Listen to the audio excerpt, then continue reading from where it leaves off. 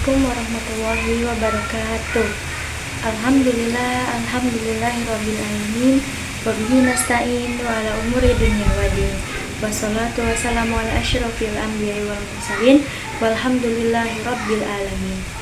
Puja puji syukur kehadirat Ilahi Rabbi yang mana telah memberikan kita berbagai nikmat, diantaranya nikmat iman, nikmat Islam, dan nikmat sehat walafiat, sehingga saya masih diberikan kesempatan untuk bisa mengerjakan tugas video pendidikan akhlak di akhir semester ini. Sholawat teriring salam marilah kita limpah syurahkan, yakni kepada baginda alam Nabi besar Muhammad Sallallahu Alaihi Wasallam, yang mudah-mudahan kelak di yaumil kiamahnya nanti kita semua diberikan syafaatnya oleh beliau. Amin amin ya rabbal alamin. Di sini saya akan membahas materi tentang tanggung jawab orang tua terhadap anak. Mungkin kita tahu tanggung jawab orang tua terhadap anak itu sangatlah besar. Nah, apa aja yang menjadi tanggung jawab terhadap orang tua untuk anak itu? Salah satunya mulai dari kita lahir, anak itu harus dikumandangkan azan di telinganya supaya apa? Supaya ketika dia lahir ke bumi pertama kali yang didengar olehnya itu adalah lafaz Allah Subhanahu wa taala. Dan yang kedua, setiap orang tua itu wajib memberikan yang terpenuhi untuk anaknya, memberikan perhatian penuh, memberikan kewajibannya terhadap anak. Agar itu apa aja tanggung jawab orang tua? Yang pastinya banyak ya. Yang pertama itu orang tua wajib sekali terhadap pendidikan anak. Kenapa orang tua menjadi tanggung jawab atas pendidikan? Karena setiap anak itu akan tumbuh dewasa, mereka akan terus beranjak usia. Karena dari itu mereka butuh didikan, mereka butuh pembelajaran yang baik dari orang tuanya. Sebelum mereka masuk ke sekolah atau ke madrasah yang lain, pasti madrasatul ulia pertama itu adalah orang tua, yang dimana orang tua yang pertama kali mendidiknya, memberikan pelajaran yang baik, memberikan nasihat serta arahan yang baik kepada anaknya tersebut, supaya apa? Hidupnya itu bisa lebih terarah, supaya dia tidak bisa mengikuti pergaulan yang tidak baik, karena orang tuanya selalu mendidiknya, selalu membimbingnya dengan hal-hal yang positif. Serta yang perlu orang tua zaman sekarang itu prihatin, itu dalam pergaulan.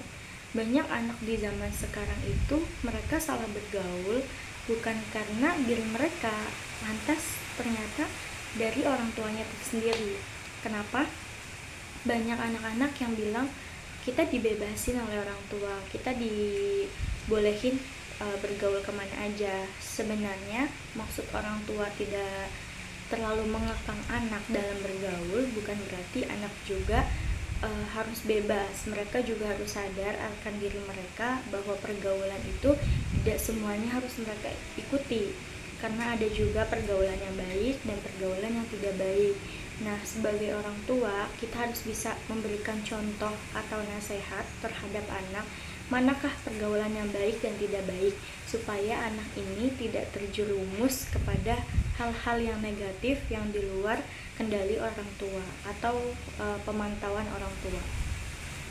Lanjut, kewajiban orang tua terhadap anak itu sangatlah cukup besar ya, karena bagaimanapun Allah memberikan amanah kepada orang tua ini yang dikaruniai anak itu untuk dijaga.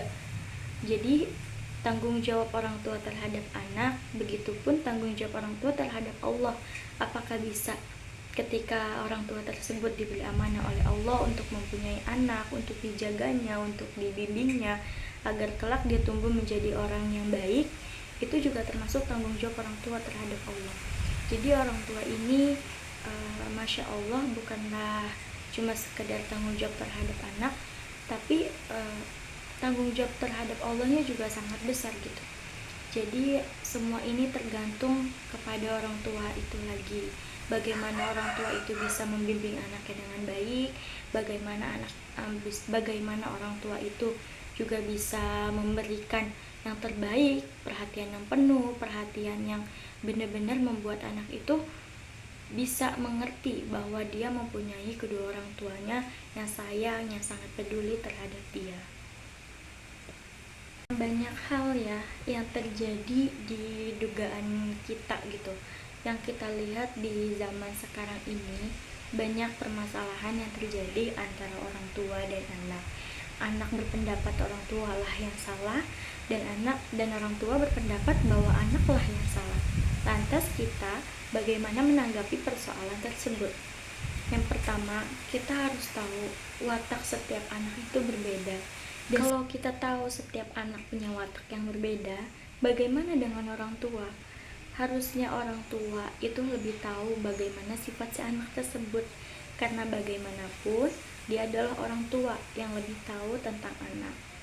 Jadi ketika kita diselidiki, ketika kita melihat gitu problem yang ada, permasalahan pertentangan orang tua dan anak ini, yang terjadi adalah bahwa anak-anak tersebut kurang mendapatkan kasih sayang dari orang tua. Justru mereka ada yang broken home, mereka ada yang terlintas dibiarkan saja oleh orang tuanya. Karena apa? Lagi-lagi orang tua yang salah paham atau tidak mengerti keadaan anak tersebut. Tapi di lain sisi juga, kadang ada aja anak yang menjadi cobaan atau ujian kedua orang tuanya. Orang tuanya sudah baik, sudah memberikan pendidikan yang baik untuk anaknya, memberikan nasihat, pembelajaran yang baik, sering diayomi, sering diberikan perhatian penuh. Tapi lagi-lagi anak ini selalu membuat kerusuhan atau tidak bisa menjaga dirinya dengan baik, salah bergaul atau yang lainnya.